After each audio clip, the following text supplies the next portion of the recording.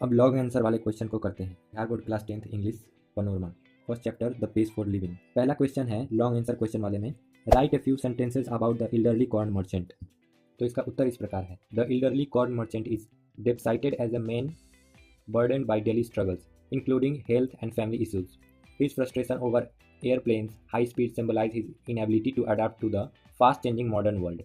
His character reflects the challenges of coping with rapid advancement while staying rooted in traditional life. तो इसका उत्तर मैं आप लोग को समझा देता हूँ। बुजुर्ग अनाज व्यापारी को रोजमर्रा की परेशानियां जैसे स्वास्थ्य और पारिवारिक मुद्दों से जूझते हुए दिखाया गया है।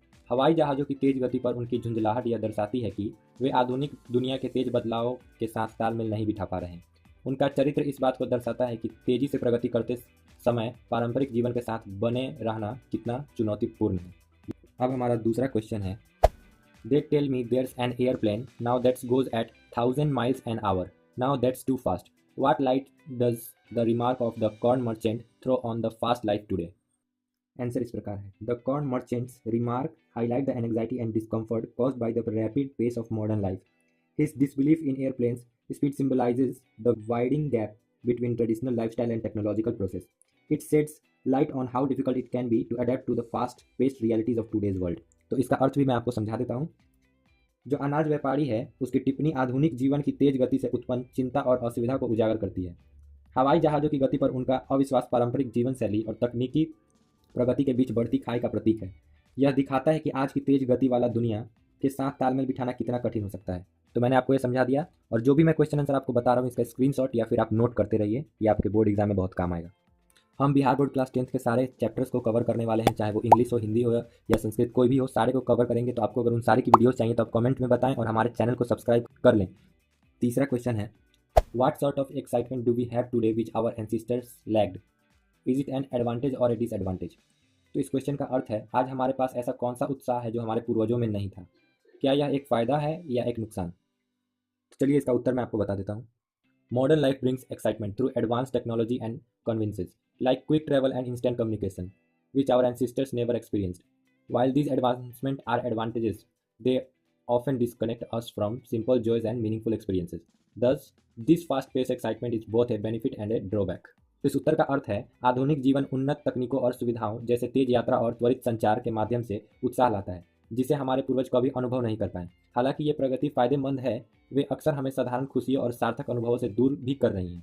इस प्रकार यह तेज गति वाला उत्साह लाभ और हानि दोनों है। तो ये चौथा क्वेश्चन है जो कि बोर्ड एग्जाम में जरूर पूछेगा। Who are taken to be slow thinkers? How are the slow thinkers handicapped today? इस क्वेश्चन का अर्थ है, धीमी गति से सोचने वाले लोग किसे माना जाता है, धीमी गति से सोचने वाले लोग आज किस तरह से विकलांग हैं। इसका उत्तर इस प्रकार है, slow thinkers are those who take longer to process information and react.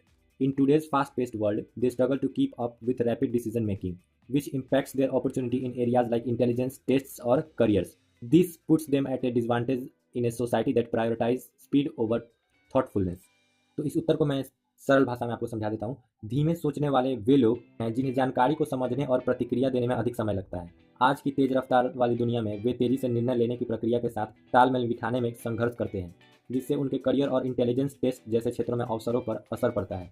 यह उन्हें ऐसी समाज में नुकसान में डालता है जो गति को विचारशीलता से अधिक महत्व देते हैं। तो ये वाला बोर्ड वाले क्वेश्चन को आप 100% याद कर लीजिएगा और इस क्वेश्चन आंसर को नोट जरूर से कर लीजिएगा।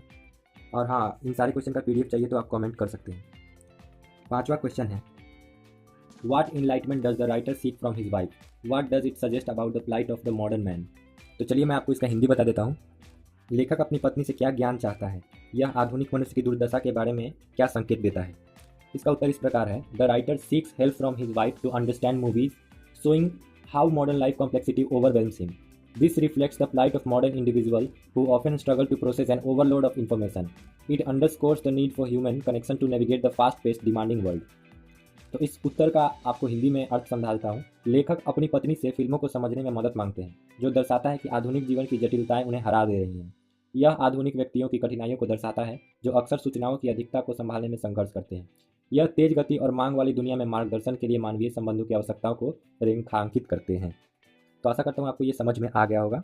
तो हमारा अंतिम क्वेश्चन है, summarise the central idea of this essay. इस क्वेश्चन का अर्थ है, जो हमने अभी just the page for living वाले इस चैप्टर का क्वेश्चन आंसर किया है, इसका संक्षेप में निबंध के बारे में बताना है। तो चलिए इसका आंसर आपको बताते हैं।